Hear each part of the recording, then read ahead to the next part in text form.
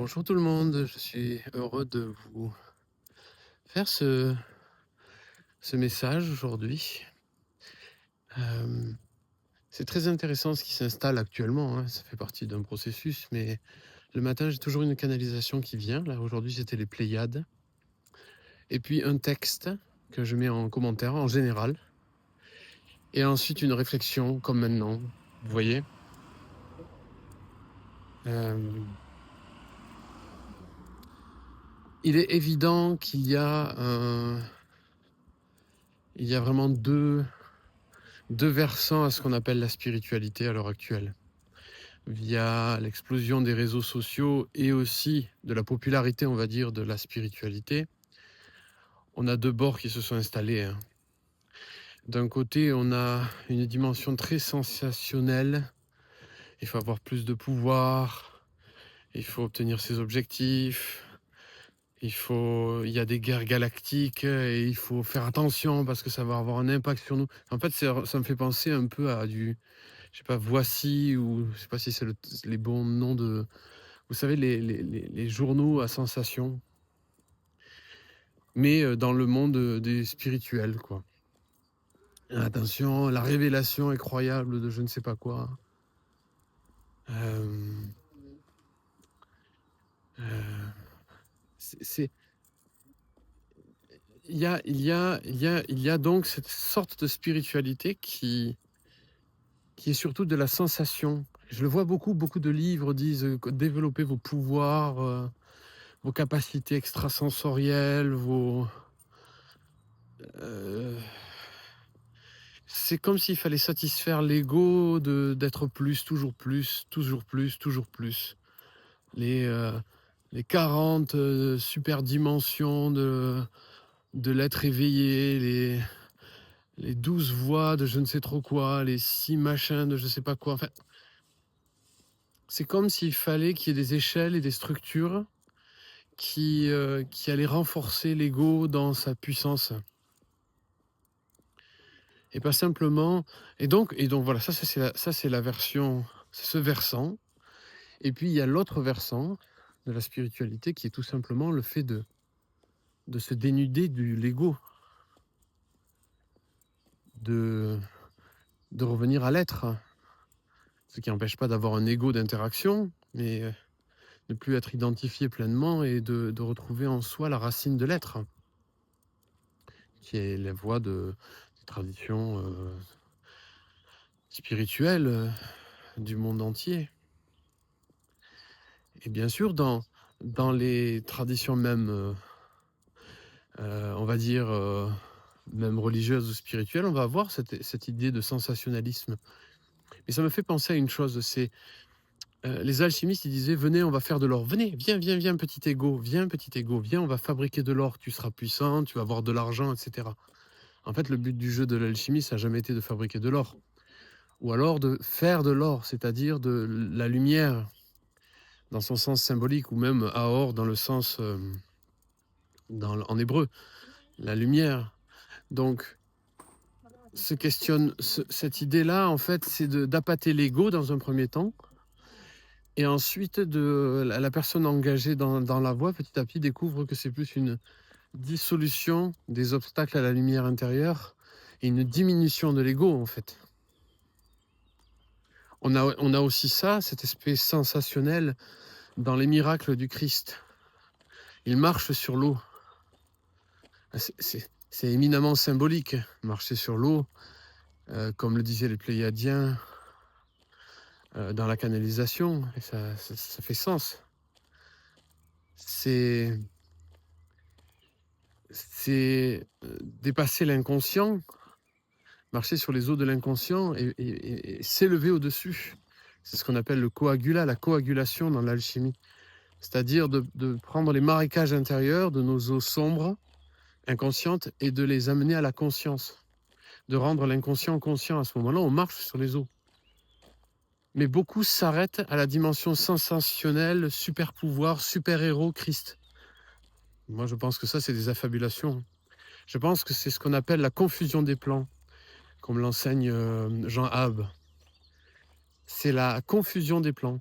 C'est un plan symbolique qui est mis dans un plan rationnel et physique extérieur. Ce qui devrait être compris comme une métaphore est perçu comme une réalité. Non, je ne pense pas du tout que Jésus ait marché sur l'eau. Je pense qu'il a développé une conscience, il a conscientisé son inconscient, c'est-à-dire dans son chemin intérieur. Et c'était pas pour faire un spectacle. Il a certainement pas fait un spectacle de ça. Il peut y avoir un ego assez très développé et un être assez peu conscient de lui-même pour faire un spectacle de ça. Donc non, bien sûr, Jésus est un initié, un rabbin de haut rang qui a transmuté en lui ses parts inconscientes et donc ça s'exprime au travers de métaphores. Et on peut prendre quasiment tout ce qui est comme miracle. La résurrection de Lazare, il a pas fait de la nécromancie, le Christ. Voyons, de toute façon, la nécromancie, c'est encore une affabulation. Il n'a pas ressuscité les morts d'un point de vue technique, physique, là, comme ça. C'est une pure absurdité, ça. Non, il a aidé Lazare à retrouver son âme.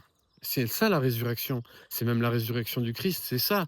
C'est redevenir une âme vivante dans ce qu'on pourrait appeler le tombeau de la chair. C'est-à-dire, avant c'était un tombeau.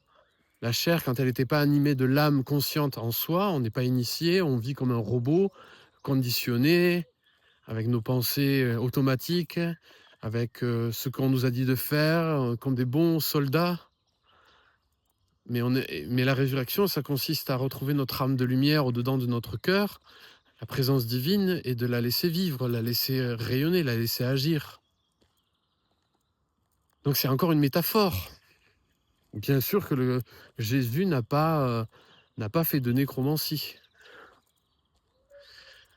Donc, et ça, on a cette confusion des plans qui est omniprésente en fait. Et c'est aussi lié aux 4 degrés de la révélation dont je vous ai déjà parlé. Dans la tradition hébreu, on a le Pardes qui correspond en fait à 4 degrés. Peshat, Deres, Remes et Sod. Ces 4 degrés représentent les degrés de profondeur de celui qui perçoit une œuvre d'art ou une œuvre spirituelle. C'est le miroir, c'est le miroir catharsique, si vous voulez, de l'âme face à une œuvre. Dans un premier temps, et on dit que ça c'est pour la masse, même si le terme n'est pas très joli, mais tout de même pour la majorité, on a le premier degré, Péchat, le degré littéral. Il marcha sur les eaux. Bon. Et là, ça va être les gens à genoux devant la supériorité de ce super-héros qui est Jésus, comme Iron Man et le super-héros moderne. Voilà, super pouvoir. Et en rester là. Ça, c'est le premier niveau, c'est le niveau littéral. C'est prendre ces histoires métaphoriques comme des histoires littérales. C'est un petit clin d'œil d'ailleurs. Dès l'instant où il y a quelque chose de surnaturel qui arrive, donc qui n'est pas naturel, vous pouvez être sûr que c'est une image symbolique. Ce n'est pas l'image première, c'est une image symbolique. Dès l'instant où quelque chose ne respecte pas les lois de la nature, d'une certaine manière, c'est un symbole. C'est comme un conte. On rentre dans le symbole. Il va falloir comprendre le symbole de ce qui sort du naturel. Car la nature est le miroir du divin, comme le disent les alchimistes. Bon, continuons. Derash, c'est le moment où on commence à sentir qu'il y a des symboles en jeu. Derash, ça veut dire marcher sur l'eau. Non, on ne marche pas sur l'eau. Donc ça veut dire que l'eau, c'est un symbole. Je me rappelle que j'ai entendu les eaux d'en haut, les eaux d'en bas. Ah, intéressant. J'ai une référence qui pop dans mon esprit. Les eaux d'en haut, les eaux d'en bas, mais qu'est-ce que ça veut dire? Dans Derash, on ne sait pas trop. Mais on sent que c'est plus symbolique. Donc l'âme a déjà, l'être qui est en train de recevoir l'information, est déjà en train de creuser un peu plus loin. C'est déjà une étape très intéressante et c'est la marque justement de l'entrée à l'intérieur du sens. des Resh. Ensuite, Remes, là, on commence à pouvoir articuler les symboles qui ont commencé à se fructifier en nous, à fleurir en nous, à bourgeonner et à fleurir en nous. Ah oui, les eaux, c'est vraiment, c'est l'eau, c'est l'inconscient, c'est la partie sombre de l'être qui est obscure parce que l'obscurité ne veut pas dire que c'est méchant, mais ça veut dire que c'est qu'on n'y voit, il n'y a pas la lumière encore dedans, donc il va falloir transmuter. Donc s'il a marché sur les eaux, c'est qu'il a accédé à une profondeur de lui et qu'il a mis de la lumière dedans. On commence à saisir un peu, c'est pas totalement maîtrisé, mais ça s'articule et ça commence à faire un sens qui nous est propre. Là, ici, le symbole commence à résonner à l'intérieur de nous selon notre propre structure particulière, notre âme. Et puis enfin, il y a Sod, qui est l'illumination, c'est-à-dire que d'un seul coup, le symbole fait entièrement sens, mais ça appartient au degré le plus profond, qui est traduit littéralement par secret, Sod. Et ce niveau-là, c'est toujours, voilà, c'est une épiphanie intérieure, c'est une soudaine sérendipité, comme on dit, hop, un eureka, soudainement, ah, ça fait sens. Donc, voilà ce qui se passe. Quand on entend parler de ces guerres galactiques, je ne fais que reprendre ce que la canalisation a donné des Pléiades tout à l'heure. Ces guerres galactiques, c'est des guerres intimes. Dans un premier temps, les humains vont juste projeter leur ego à travers une politique galactique. Mais ce que je peux recevoir des Pléiades, d'Orion et de Sirius, on n'est pas du tout dans ces niveaux de conscience qui seraient juste l'humanité projetée dans ces plans de lumière galactique. On est dans des niveaux de conscience des Pléiades où c'est l'initiation au cœur, l'initiation à l'amour, l'initiation à la circulation. Ils sont plus du tout dans ce type-là de guéguerre. Donc tout ce qui est transmis comme information de guerre galactique ou je ne sais pas quoi, ont pu exister. Hein, ça fait partie des histoires des Pléiades et de Sirius et d'Orion. Mais ce sont des civilisations avancées qui ont dépassé notre petit langage égotique de notre époque. Nous, on est encore des adolescents dans notre cheminement en tant qu'âme groupe humaine. On est des ados, on se fait la guerre encore pour des idées. On n'a toujours pas compris qu'on est les enfants du divin, on n'a toujours pas compris qu'on est l'unité, et donc on se bat entre nous. C'est les guéguerres entre voisins, c'est les guéguerres entre nations, mais c'est pas du tout le niveau de conscience dans lequel sont les Pléiades, ni les maîtres de Sirius, ni les maîtres d'Orion. On est dans un tout autre niveau de conscience. Et ce qui révèle ces plans-là, c'est plus un chemin vers l'unité du cœur. Chacun à sa manière, chacun à sa poésie, chacun avec son fil d'Ariane qui mène à cette révélation. Mais on n'est très certainement pas dans juste une projection politique. Et évidemment, je suis certain que ceux qui reçoivent ces messages, si ce n'est pas des messages qui sont juste générés par une intelligence artificielle et lus par une intelligence artificielle, comme on voit fleurir partout sur YouTube ou ailleurs, ce sont simplement des projections de l'ego de la personne dans les mondes galactiques, en fait. C'est un besoin de mettre assez loin pour commencer à réfléchir, ou en tout cas de poser les choses, même s'il n'y a pas encore la réflexion, mais de poser les choses dans les mondes galactiques, alors que c'est pas du tout la fibre de transmission de ces plans-là. C'est comme si on disait la guerre des archanges, enfin c'est absurde. C'est des niveaux de conscience beaucoup trop élevés, beaucoup trop bien au-delà de nos vicissitudes et nos guéguerres égotiques personnelles. On n'est pas là, dans ce plan. Donc voilà, c'est peut-être cet endroit de lucidité qui reste très intéressant. Il n'y a pas une condamnation, parce que je pense que chacun va trouver les résonances avec les enseignements en fonction de son niveau de conscience.